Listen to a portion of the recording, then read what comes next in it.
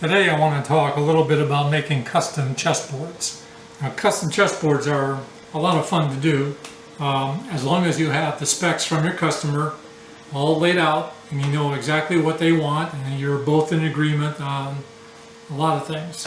So let's start off with the very first thing that you should be aware of, the size of these squares. The American Chess Federation has two sizes that they prefer, a 2 1/4 inch square and a 2 1/2 inch square. They don't look a lot different, but what's going to happen is with a 2 1/4 inch square, you're going to get a chessboard that's going to be about 18 inches square. With a 2 1/2 inch, you're going to get one that's 20 inches square. And those 2 inches are fairly important because that depends upon the size of the customer's chess pieces. So you can see that you get a little bit more room on the 2 1/2 than you do on the 2 1/4, and we'll talk about that later. So that's one consideration.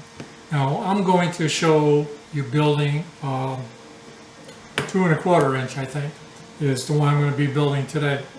So we're going to skip a few steps, but I'm going to show you everything that I had to do in order to get this thing built to the phase that I'm at now.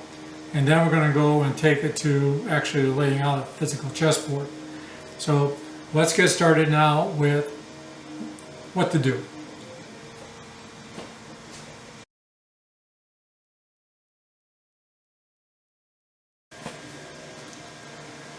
So when you do your chessboard and discussions with the customer, make sure they both understand the type of woods that you want to use for your project.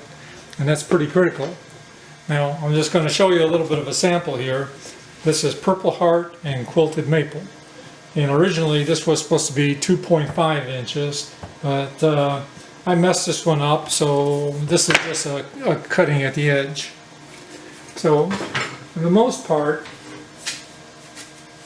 what I like to do is I like to use 3 or 4 inch stock if I'm going to be making a 2 1/2 inch board. If I want to make a 2 1/4 inch board, then I'm going to use 5 inch stock. And the reason for that is with 5 inch stock, I could split it in half and I will have two separate pieces to use for my board. If I choose a 3 inch or a 4 inch, I'm only going to get one, and I'm going to have a little bit of waste. Now if I'm going to use 2 1/4 inch, then a 3 inch board will also work out very well, and there's a significant cost savings if you use a 3 inch board. Now this is 24 inches, and that would be the minimum size that you should use if you're going to use 2 1/2 inch squares. If you're going to use 2.25 inch squares, then I would suggest a minimum size of 20 inches. Okay, so the first thing I did with my really thick boards is I cut them down to the size that I want, and that's generally pretty close to 2.25 inches plus maybe a 1/4 inch, and what that gives me is a little bit of a margin when I'm mucking around with the on the saw. So once I get to that size, then I'm going to take it to my bandsaw and resaw it. I generally try to resaw it to about 0.2 inches thick. That'll give me enough leeway that when I plane it and sand it, I'm still going to have a good amount of material left on my baseboard. I'm going to put this over on the side for a little bit and show you this piece. Now maybe for contrast I'll do this. So this is white ash, and I decided I'm probably not going to use this, but you'll notice that over here I have a 1/4 inch piece of MDF, and I use that for my base. That'll give me a nice firm sitting for my material. Then I glue my strip that I've resawed to it, and I get this information right here. I mean, I get this piece of wood. I then take this and I run it through my saw to get the width that I need. So if it's a 2 1/4 inch piece, which this is not, this is probably a 2.5 inch piece. You can see that this is 2.5 inches. But I made a mistake. This is 20 inches and it's not going to work. It's got to be 24 inches because by the time you slice this up, it's going to be, you're not going to make 20 inches out of the deal. So this should be 24 inches wide. Long. 24 inches long. Okay, so I usually use Gorilla Glue, the clear. Let me see if I got some over here. I do. So I usually use this Gorilla Glue to mount the wood to the MDF. Once I have that done, I will show you just a few here. I then put the pieces I want together. Let's say like this. I don't have any bottoms on this one. Okay. And I will glue these together. Again, I will use Gorilla Glue to do the edging and to do the gluing. Once they're glued, I then try to keep an even stance, even though it doesn't really matter at this stage, but trying to keep everything together is a good idea. Glue it, clamp it with as many clamps as you want, and then I would put weights on there, which I have plenty of weight to keep it flat.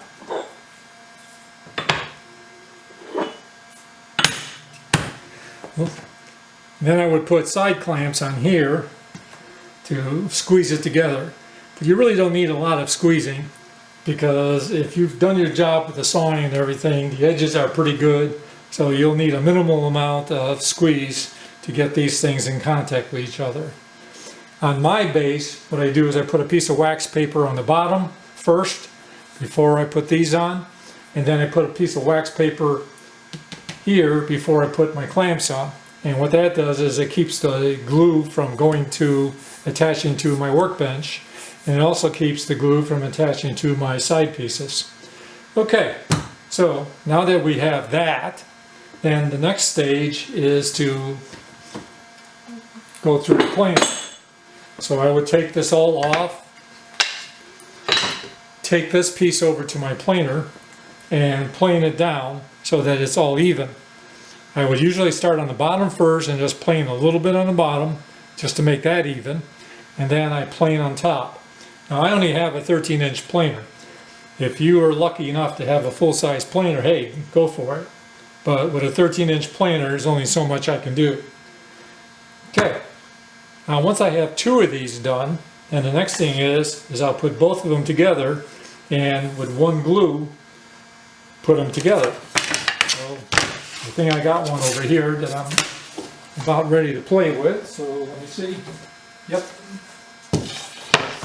that's this guy over here.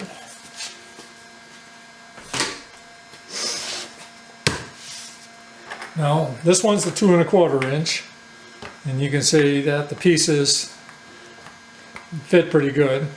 And like I told you before, what I would do is I'd make sure if the customer has his own chess set, tell him to bring in his biggest pieces and put them on the board and separate it out and see which ones fit better, whether it's the 2 1/2 inch or a 2 1/4 inch.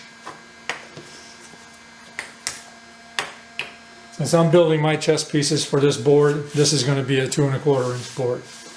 Now like I said, once I get the 2 pieces joined together, and let me show you the back, this is all planed out already, so this is smooth, and this side is fairly smooth.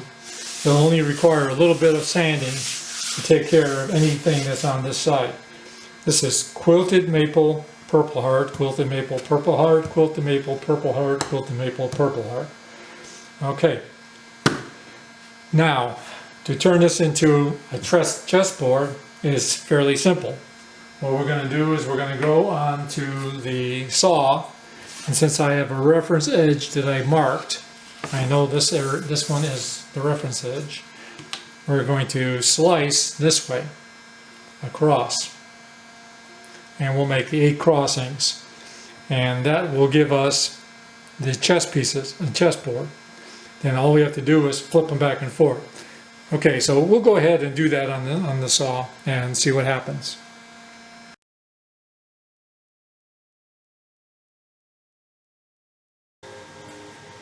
Okay, next thing I do on the table saw is I make sure I have a good edge over here. I put pieces of tape every 2.5 inches all the way up. And what this does is it prevents any of the chipping from occurring. If you got to this stage and you did all this work, you do not want any chipping. So put the masking tape on and don't worry about that.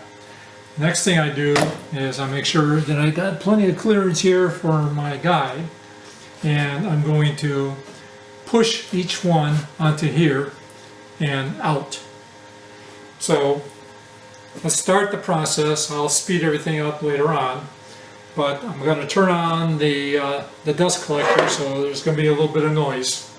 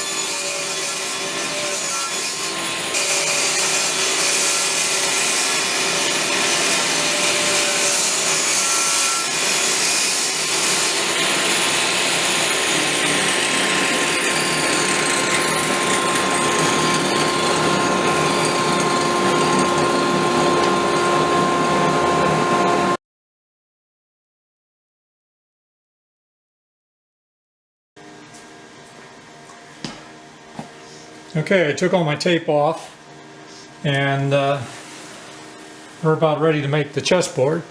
So one of the things you should always remember is white to the right.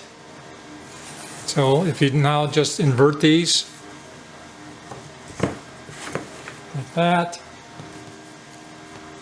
and yes, I broke a couple, it's no big deal. I'll go back together again fine.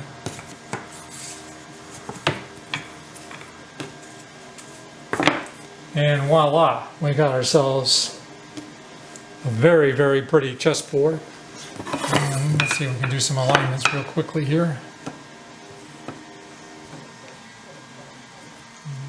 Do that.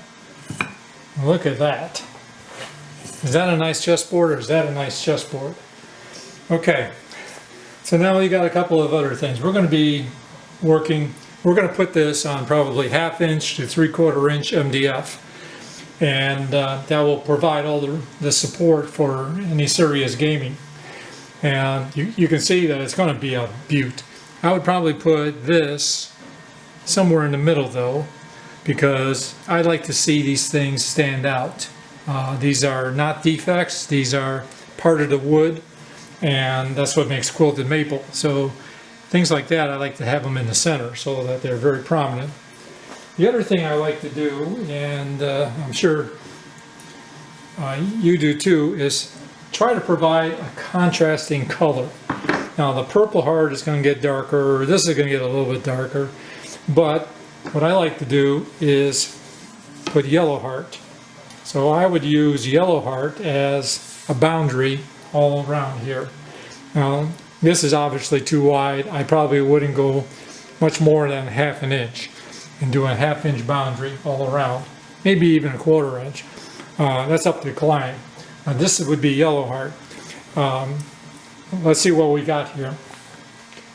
Okay, let's see, you could put it into a darker black wood, you know, if you want, and I think that would look good. The whole thing for me is contrast.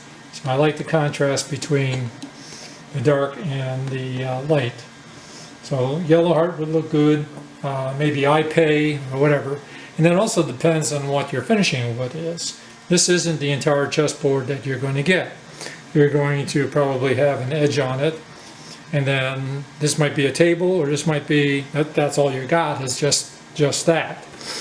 So for now, you can see that this is going to look pretty darn good, and this is what I've got so far. The next step is getting the MDF and doing all the layouts for that. Thank you for watching.